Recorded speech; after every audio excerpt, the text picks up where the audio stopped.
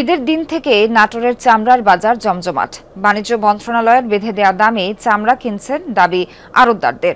গরুর চামড়ার দাম আশানুরূপ হলেও ছাগলের চামড়ার ন্যায্য মূল্য পাচ্ছেন না, এমন অভিযোগ বিক্রেতাদের।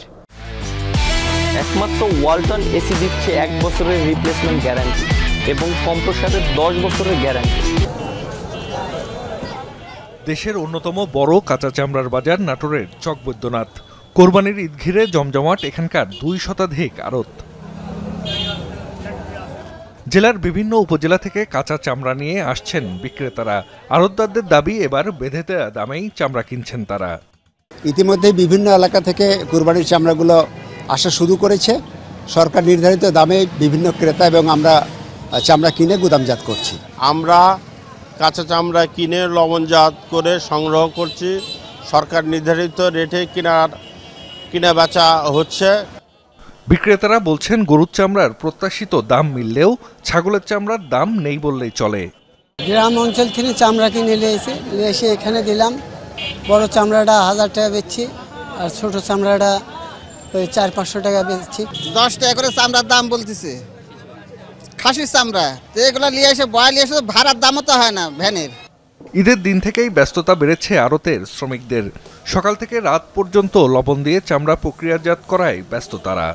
আমরা যে চামড়াগুলো এখন সংগ্রহ করতেছি সেগুলো লবণ দিচ্ছি, লবণ দেওয়া শুরু করছি। এগুলো সারা রাত আমাদের লবণ চলবে। চামড়া নামানো নিয়ে চামড়া ভিতরে ঢুকা গোডাউনে লবণ টবণ মারার জন্য সেই ব্যস্ততা।